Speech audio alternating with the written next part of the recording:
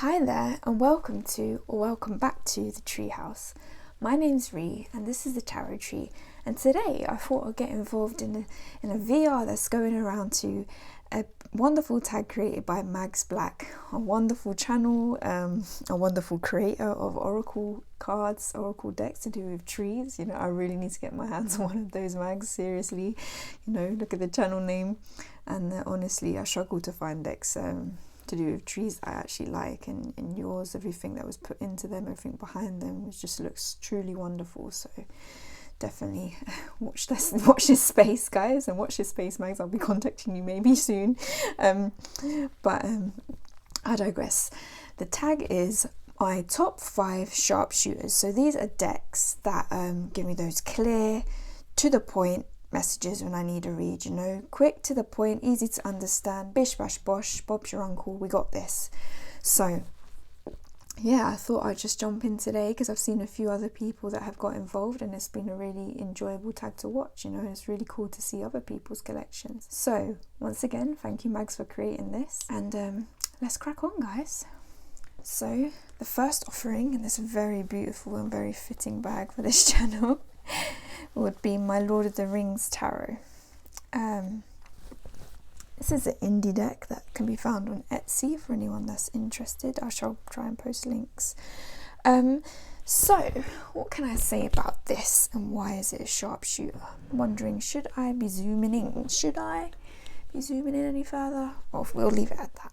So this is my first sharpshooter, and for many reasons, okay? It's more or less a RWS clone in many ways, but in some ways not so much. I feel like this deck, where it really shines is in the fact that the scenes and the characters that have been chosen to depict the cards just speak to me. They speak to me so strongly. They tell me exactly what they mean. I'll glance at the card and I'll be like, boom, I know exactly what you're trying to tell me here. And that's because I have such a strong understanding of this story. I am a big fan of the Lord of the Rings. Let's put this down so we can actually properly go through it a bit. I know this story inside out. I know the films inside out, the scenes inside out. I know the themes inside out. And I think where it just has that, we've got to the card that's really good. I pulled this card in a recent read, and I'll speak on it. So what was I saying? Gosh, I'm losing my train of thought here. Okay, sharpshooters, right. The reason this works is because of my understanding of the story and characters. I think that's how we're bonded, and that's why it just speaks to me so strongly. I'll see these images and it will just give me what I need to hear, basically. And it often clarifies itself, like cards will fall out or I'll cut the deck. It's one of the only decks I kind of cut as I've done like a certain main reading for some reason. And that card I'll find like at the bottom deck where I've cut will just fit in perfectly. Okay, cool. It's also one of the decks that when I don't like the answer and I try to pull again, it will just give me the same cards, and I find that really quite funny. But yeah, what I think it is that makes it so clear to me is just the understanding of the characters and the story, and that we have that bond. And so that's why I recommend anyone, if you have a fandom or a story that really resonates with you, with characters that really resonate with you and just are really ingrained in your memory and your psyche, try and find a deck that really kind of speaks to that. There are a few of them out there, obviously some more well done than others, but if you can find one that's well done, and to be honest, this is immaculately done in my opinion. The person who created this, I can't remember his name, but really put thought into what these cards mean, and I think that's just fantastic. I'll take you to this Page of Cups, for example. I pulled this, and I'll be quite honest with you, court cards are something I struggle with because I don't feel like many decks always illustrate the court cards in a way that helps you understand the character of that kind of person or that meaning, if that makes sense. I feel like often, you know, if you're going to look at Rider-Waite myths or clones of that, it'd just be a figure in a throne, you know, it might look a bit slightly different to the other figure in the throne for the wands, or the other figure in the throne for the swords, and they're not really doing anything, and that bothers me, because obviously with tarot, I'm talking about sharpshooting, I'm very visually sharpshooting. I need to see the image is going to tell me, convey what I need to know. And so when I see characters I know within these court cards and scenes I know, it's helped immensely with my understanding of tarot in general, really, and the meanings. This Page of Cups, for example, you know, it's when someone's coming, you know, this offering of kind of love trying, and it's such a sad depiction, really, because this is where Faramir comes back to his father, trying to kind of placate him and please him in the wake of his brother's death, and his brother almost feeling like he doesn't have enough to give the person he's coming to, you know, and he's kind of almost, you know, waiting. Well, he gets rejected by his father, really and truthfully, but I thought that's such an interesting take on the Page of Cups in that regard, and for the reason I was doing it made perfect sense. Obviously there's different meanings to the Page of Cups, but this added something so clear to me that helped me understand that character better, or this card better, should I say. You know, feeling like you're at that start of your journey as being a page, like maybe you don't feel like you have enough to give, but you're there and you're being brave and you're taking that opportunity regardless. That's what I love about the cards in this deck. They're just they let me know exactly what I need to know at first glance, and very, very rarely does a deck do as good as this deck does for me personally. So clear, like I said, clarifies itself for me, will not let me try and get a different answer. The same cards will fall out, you know. It's poignant as well. That's why I think it's a sharpshooter, because it just hits me when I read it. I can't kind of walk away from it, and they're all qualities that I really, really love about this deck. So yeah, that's my first pick right here, the Lord of the Rings Tarot. Yeah, let's leave it there, shall we? Before I just keep showing you the whole thing. So that's my first pick, the Lord of the Rings Tarot. Sharpshooting away. Well, next up is something this tag wouldn't be complete without, in my opinion, and that is my trusty Light Seers Tarot. One of the first tarot decks I actually got myself. So there's that. And that says a lot. So it's probably the one that I've almost worked with for the longest, I would say, outside of a traditional Rider-Waite. So here we go. What is there to say about this beauty? Like I said, so easy to read for myself, gives me clear messages. Look, everything's illustrated so beautifully and succinctly. Again, one of the few decks I have that I feel really speaks to the character of the court cards, which helps me in my understanding of them and giving me those clear, precise, to the point messages, as a sharpshooter should. And I really appreciate that about this deck. Like I said, good for readers, for myself, but also for others, because it's so clear, and also for people who are not familiar with tarot. Like if you pull cards, for them with this, I feel like they find it easy to understand as well. So that's a huge testament to Chris Ann and the way that she's kind of developed this tarot deck, and it's a reason why it's so well loved, I think. I also think there's something to be said about some of the modern takes of the scenes that makes this easier to understand as well. They're updated. They're characters that are familiar to us. They're situations that are familiar to us in this modern day and age, you know. Look at that King of Cups today, and that balance. It's beautiful, isn't it? You know, those sort of meditative yogi kind of people, you know. Yeah, the Eight of Pentacles is a great example of that sort of modern update here. We see this sort of, you know, the work element, and she is actually working. She's like crafting there, you know. That's what I love about that. It's just, you know, the imagery is beautiful.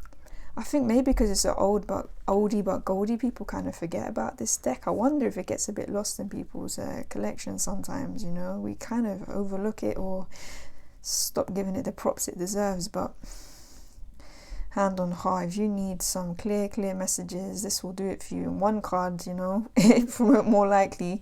But definitely is a great, even if you're doing 3 card pulls, and even when you're clarifying, look at this, it's covered in material. She's here, and you know, when you look, she's holding that wealth back from wherever she's kind of separating herself from, you know, the kind of almost like the favelas or something, you know, that sort of vibe. And this rich woman, you know, the romance element, the romantic element of the Knight of Cups. He's sat there with a picnic, he's off his horse, you know. I love that. That's why it's so clear. Again, with something I said, I struggle with the court cards. That really helps with this. So yeah, definitely such a great deck to go back to, you know.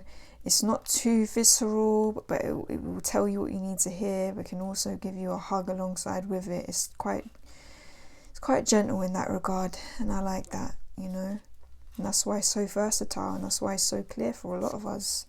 So yeah, that's our next one, guys. The Light Seers. It's actually one of my favourite Ace of Swords cards too, that.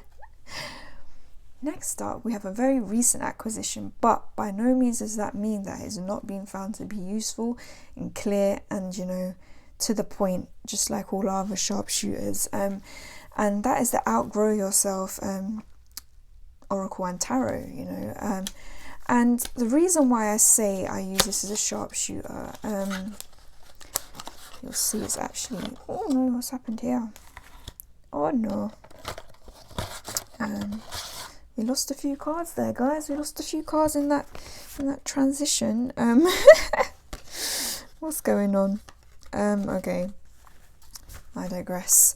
Why I say this is a sharpshooter, really and truthfully, and maybe this is a bit of a cheat, but like this, like the title of the deck suggests, it's a mix, right? It's a mix of the tarot, and it can be used as an oracle, and that's what I think so great about it. When I just need something quick, like, oh, I really need a bit of help with something, let me just pull one card, boom, one of these does the trick. You've got these great taglines on the top here.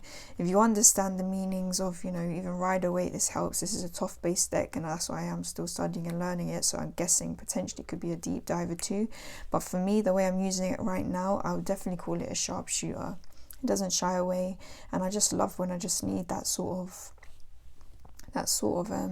what's the word, that quick, on the cuff, just like, please help me with this right now, I need to know what to do right now, and just getting that one line, and also kind of marrying it with my understanding of what the card means, and even the imagery in this, you know, gives you, what's the word, it just, like it kind of has a pull. It has a pull, and you see these images, even though some of them look really weird and like, what the hell does that, you'd think, oh, that might warrant some kind of diving there.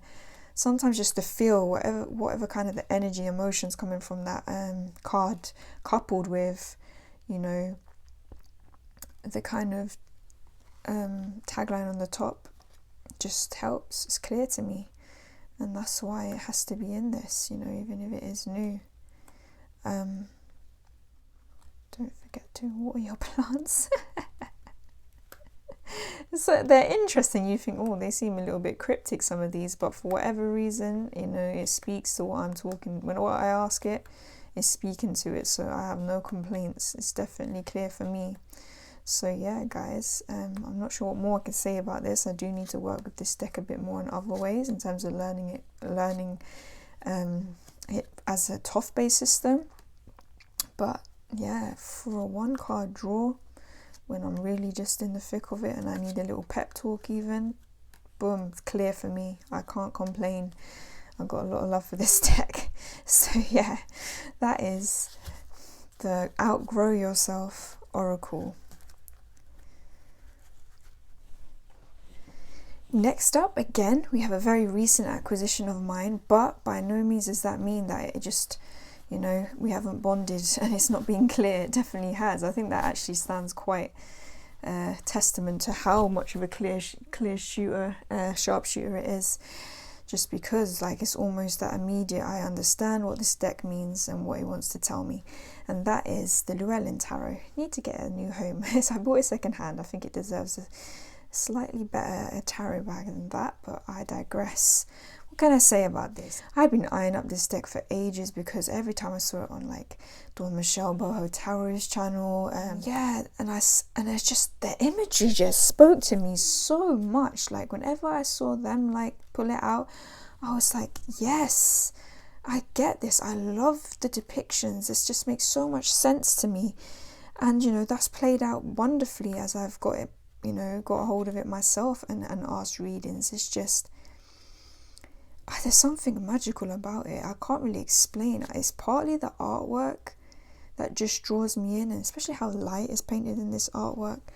How the characters depicted again help me understand those court cards, and just, I don't know, the dreamy aspect about it.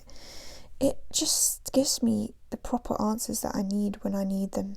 That's really, I'm trying to think another way of kind of explaining it. It kind of takes you into this sort of woodland fairy tale kind of world. I'm sure this is based on a lot of Welsh myth and stories, which is connected to me actually in some way, shape or form. But look at this one, for example. It's some of the imagery and we've got the moon, two great examples. That's great, just someone to speak about it. Like I said, it's being clear now. It's actually showing me the two cards I was thinking of. That's so funny. The Tower. Okay, look at all the, you know, when have you seen, I don't think I've seen another tower that has water kind of almost flooding it like a tsunami. And I think, why have I not seen that before? Because the tower can be such an emotionally destructive kind of time, or it can bring up a lot of emotion, right? That turbulence, that water element can kind of cause, you know, we see a lot of lightning sometimes, or fire, or just outright crumbling. But to see like, you know, this isn't even just a tower, this is the whole castle, and the only thing you can see remaining is the tower now, but everything else that you built up, like that could be home, is just being swept away. And it's because it needs to be, you know, and you know when that water kind of dies down, that, you know, everything will be calm and serene again, and whatever's meant to be left standing will be. But it doesn't shy away, and like, the Tower is a card that I have a lot of conflict with. Like, I struggle with it. I know I'm sure a lot of other people do. Like, it is meant to be quite a confronting card. But I'm someone that really struggles with change, especially turbulent change. And I think just because this really kind of speaks to me in terms of how it feels, that's why it's clear to me. When it comes up, it just, oh, yeah, it just hits me, tells me straight up, like, it's in alignment with how I... what's the word I'm looking for? In alignment with my emotional kind of inner landscape. I don't know if that's the right way of putting it. Hopefully some of you understand what I'm saying, but I feel like we're married in that way, hence the reason why the messages are clear. The moon as well, owls, or some sort of a totem animal for me. The fact that it's flying there in the moonlight, this card is such a different kind of moon card, and that sort of having the willingness to kind of fly high and get a different perspective on your fears, you know. Notice that what you're looking at might just be a reflection of something, might not even be a reality. I love that about it, you know. And it almost gives you that sort of push to get past your illusions and your fears, you know. Get past that. They're not real. What you're looking at might be, you know, it's distorted, you know. Get a different perspective. So it's giving advice. It's like it gives advice within the imagery. It's like it's not only telling you what it is you need to kind of know in terms of what you need to be shining a light on, but it's giving you the advice at the same time. For me anyway, that's how I read the images in this, and that's why for me it's clear. It's clear because it's like, boom, I could pull that one card, okay, cool, the moon, everything, draw upon everything that it means to me anyway. But then with the imagery, okay, it's telling me I need to do this. You know, does that make sense? Does it make sense? Let me know if it makes sense. Yeah, what can I say? It's a beautiful deck. I'm sure as I get to know it a bit better, it's going to become even more clear to me, I should hope. It may even become a deep dive deck as well. I'm sure it has that capacity within it also, you know, there's a lot of richness to this deck. So I look forward to it. It's far greater than just your average Rider-Waite, I think, even though obviously some of them are quite clones. For whatever reason, the energy around this deck just speaks to me more clearly, I think. And I think because there's just a bit more life to it, really and truthfully. So yeah, that's it. The Ace of Cups, it brought something new to the Rider-Waite, in my opinion. More love to it, yeah, a bit more life to it as well, I think, with this sort of with these watercolors. So that's quite beautiful. So yeah, that's my rambling finished. And that's the Llewelyn Tarot. And last up, you know what, I thought I'd show the old school a bit of love, and that is my baby Centennial. What can I say about this? Of course, it's the original Rider-Waite. It's mini, so it suits my tiny baby hands. So it can be taken, you know, out with me, and that's helpful, you know, because that's what helps you bond with these. You know, these are the images that we all know, or any of us that have learned from Rider-Waite, that we kind of keep in our minds, that sort of help us. So yeah, I thought, well, what other one is clear? It had to be this. Obviously I have clones. I was going to put the Modern Witch in this, but I'll be honest, I don't like using that as much, because as Annette from Project Refine Life also kind of highlighted in her VR, the slippy cardstock and how big that deck is a struggle for me. So it makes me not want to work with it so much, if I'm being perfectly honest. So yeah, why not go back to the original clear as day kind of images here? Yes, they're a bit old school, but they do the trick, right? They do the trick. It's clear. It's kind of blunt with me. Sometimes I kind of like that. Quickly just draw 1 or 2 cards, look at the bottom deck energy, and bish bash bosh, Bob's your uncle. We know what we need to be doing.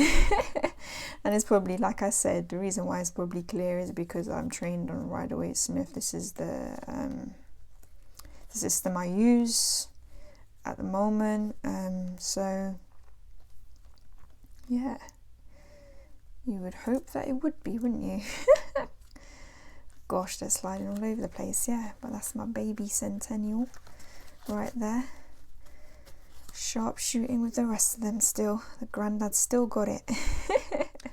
So guys, that's my roundup of my 5 top sharp shooting decks. Thanks once again to Mags Blacks for creating this. You know, it was a lot of fun to think through what ones actually kind of give us those clear as day messages. You know, so fundamental to a lot of our tarot practices, I should say, especially when we're on the go and, you know, don't have the time to be doing those deep dives. So yeah, let me know what you think. Let me know if any of you have the same picks, or let me know what your picks are. I'd be really interested to hear. Or if you've got a YouTube channel, definitely go for this tag as well. I'd like to see more. You know, it's been really interesting seeing other people's collections and what kind of speaks to them in that way. So yeah, if you like this video, give it a thumbs up. Feel free to subscribe to the channel if you want to be part of the gang. It'd be nice to have you here. And yeah, guys, I'll see you in the next one. Bye.